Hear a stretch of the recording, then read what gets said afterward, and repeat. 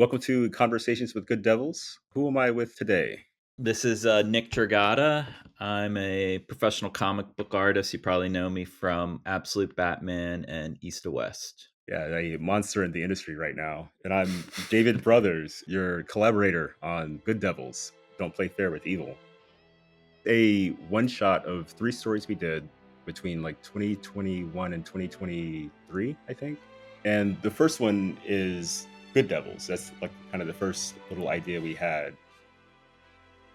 Do you remember when we went to Japan together and I went on like a quest for a Fist of the North Star book? Like the ebook that had the complete set? Yes. You need to describe exactly what this ebook is because Yeah. I had never seen anything like it before. So I saw this Kickstarter years ago, maybe 2016 or something. I didn't have the money for it at the time, but it looks like an actual book, like a proper trade paperback sized book. But when you open it, it's two e-readers placed side by side, like two portrait e-readers. And they display each page of the manga left and right. And they put every chapter of Fist of the North Star in this book, officially released. You could go to the stores and buy it when it was popular. And then it was not very popular. So I had to go to a bunch of used bookstores in Japan to pick it up. And so, David, why would that be handy if you wanted to have all of Fist and North Star in one sitting? We've got 10 volumes for the first part of Fist of the North Star, and then like I think it goes to volume 15 or 18 before it's over. Hmm. Like that's a Yeah. shelf and a half. While this is just one book. It's much easier to manage. There's a lot of material. So it's nice to have it all in one digital. Yeah, easy to But reference. this it's hilarious because this thing looks like an actual book. Yeah, I'll have to put some pictures of it in the video. Like I wanted Fist of the North Star and I couldn't get it any other way. And this like hooked me up until this started re-releasing them. Yeah, I've been buying the new hardcovers Yeah, and same. just kind of rediscovering the work, yeah. We got a lot of Fist of the North Star in common, I think.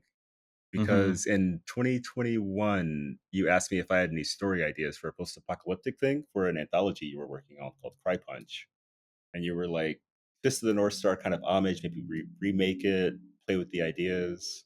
What was it about Fist of the North Star that made you want to play in that sandbox, play in that mind state? I mean, I think to me the core of like my comics particularly are the conflict and that is always portrayed through action. Yeah. One of the first movies I saw was Mad Max 2, The Road Warrior, which came out in 1981. So it predates Fist of the Mm. North Star by 2 years. So then when you discover Fist of the North Star, you're like, oh, this is Mad Max in comic book form in its purest like vibe of that. Yeah. Just hearkening back to that. And then I was first introduced to Fist of the North Star through the anime.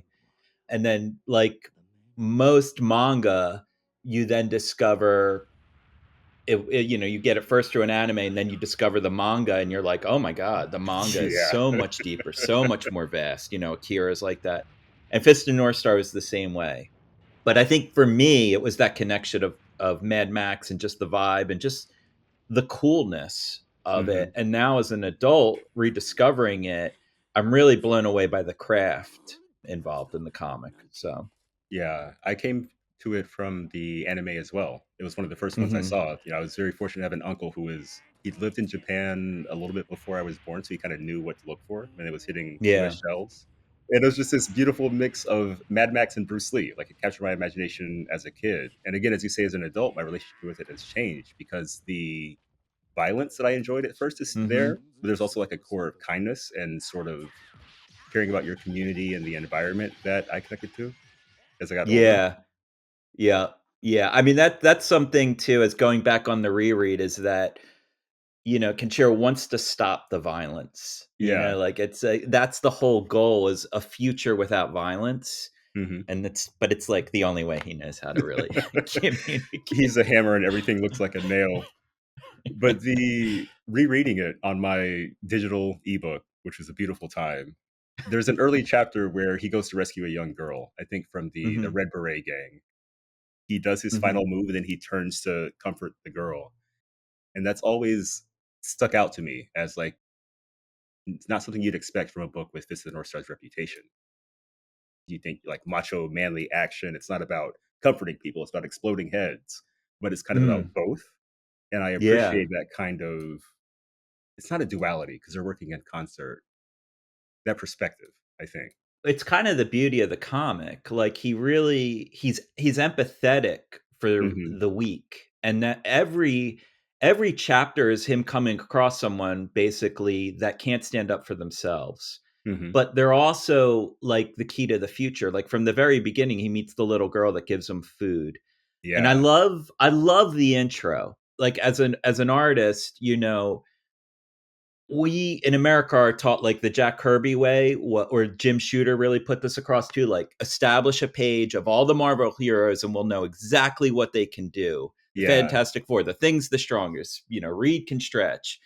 Give us all the information on one page, and then boom into the story. And as we know, manga lets it breathe a little more. Hmm. Again, I think this book has influenced a lot. We open up on the Z one of the Z gangs, and his chest is burst open as if an alien had come out of it. And we, as a reader, you got to imagine reading this for the first time back in '83, to seeing like that graphic of violence. Like you don't know why this guy's rib cage is opened up. Hmm. They find this and they're like, who did it? Turn the page. Awesome page turn of Kenshiro with his poncho on, walking through the desert. I mean, that to me as a craftsman, it's like that is the kind of stuff that really brings readers back and gets, them to turn the page and then get to the end of the issue and want the next issue. Hmm. And then there's a panel after that awesome splash of Ken, and he looks badass walking through this, the sun's behind him with the poncho, very like Good, the Bad, and the Ugly. Like I feel like we should mention Tetsuo Hara, the artist, Yeah. is really drawing on a lot of influences from the early 80s. Mad Max, we know, but I also think like Sergio Leone films and You mentioned Stallone's likeness. yeah, seeing Ken in the poncho. But then we learn he's weak. And the very next panel is just a drawing of his feet, but he perfectly portrays a stumble, Mm. and it's like we know now he's weak. And then into what you were saying, the empathy of it all. So it's the rawest violence maybe ever put on a page. And then it's also like very loving Hmm. because he's fed by this small child who gives him his nourishment to then go on and defeat the bad guys. And then also I love like the next chapter is the old man with the seeds. Hmm. It's just like wow, you just see these kind of cyclical influences too, because that was almost like the plot of Fury Road, of like the Hmm. older women with the seeds and this is the future. So he's constantly looking for a better future. Yeah. That's Yeah. good. And like growing plants, things like that, like gathering seeds, that's always associated with kind of warriors finding peace in a way. Like Yeah. soldiers become farmers. Have been Yeah. a lot of stories that I read. Yeah, you want to cultivate, Yeah. grow rather than destroy, Like I love those themes, and I think that Yeah, plays into what we did in Good Devils. I mean, it's all in there too. Yeah. definitely. I joke that Good Devils is our climate change anxiety project because it's sort of like, what if we reinvented this the North Star from the ground up with our own like looming apocalypse? Yeah. In the Mhm. 80s, it was, nuclear war, and then it ravages the earth. For us, it's very much like rising ocean levels, climate change, global warming, whatever you want to call it. And we came up with like an action comic about fighting people to make the world better. I don't know. What do you like about Good Devils? Actually, let's sing our own praises for a minute. Like, what do you think we got right on that one? For me, it was probably the first project where like I went all in on trying to create like a manga. Yeah. I think it was like my first experimentation with speed on the page, Hmm. So and then also the stature. Like I really brought this over to Absolute Batman too, because on my most recent trip from Tokyo, they had the Fist of the North Star exhibit. Yeah. Getting to see all of Tetsuo Hara's artwork and how he worked and the influences.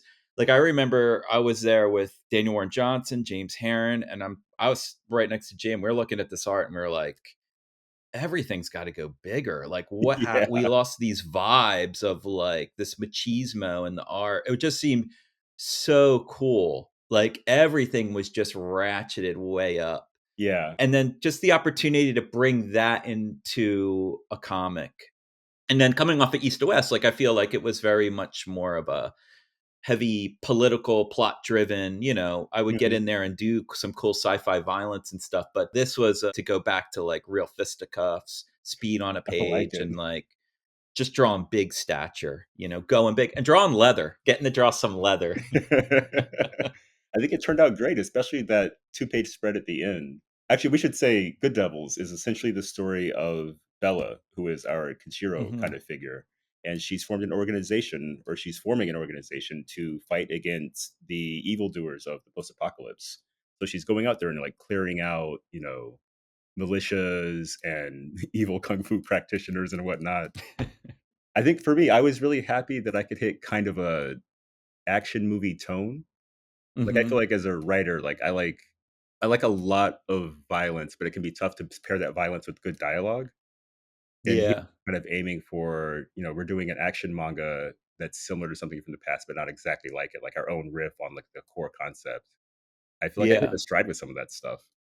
It's Oh, right. absolutely. Yeah. What I really admire about the writing in this too is like if you read Fist of the North Star too, you'll see a lot of odes to it in Yeah. terms of how you're talking about the different techniques of fighting. I think Bella offers everyone the opportunity to be good Yeah. before she kicks your ass. So, it's got that empathy in it too. Yeah. Yeah, and I do, I love there's a lot of callbacks to it, and Mhm. just the titles of the stories and whatnot. Yeah, it feels like fan service. I mean, I guess it literally is fan service. Like, we got a little "We're already dead" in there, the classic phrase.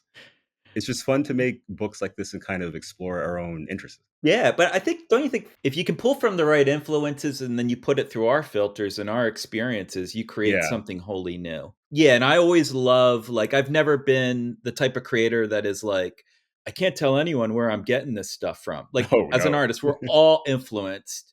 And I think you should praise your influences so more people can discover the works and just really wear them like on your sleeve. Yeah. I think that might be a good note to go out on, sharing the influences for our book overall. Like we mentioned Tetsuo Hara and Bronson for the first story in Good Devils. We were looking Hmm. at like Hajime no Ippo and George Morikawa for the second story. Absolutely. Yeah. What were you looking at for Go Back, our third story in there? I I honestly, David, that was probably me really finding myself Okay. because those were so Go Back is a short stories David and I did and backups for Newburn. Hmm. And it's also collected in this Good Devils one shot. 20 pages. We were doing 5 pages for each issue of Newburn. And for me, dude, that was on deadline. Like I would give myself a weekend to draw each of those stories. Oh, man. And so as an artist, like I was really heavily using reference. So like I was kind of like, and it really led to some really cool page layouts and different type of design. The brick after the shooting in the first chapter was really cool when she's kind of peeking Thanks. around the corner. Like, great storytelling. Yeah, and I guess that to me, that's probably a culmination of all the influences up until this point and Mm, where I was as an artist. And then also just like simplifying to make sure I got it done in time. So, I was penciling, inking, and lettering all of that. And then me mhm. and you would go back and do another round of edits and really tighten it up. But I'm very proud of the comic. I mean, everyone that sees it too, like, Yeah. loves it. And like, let's be honest, we're both in the business. This is the way it's made.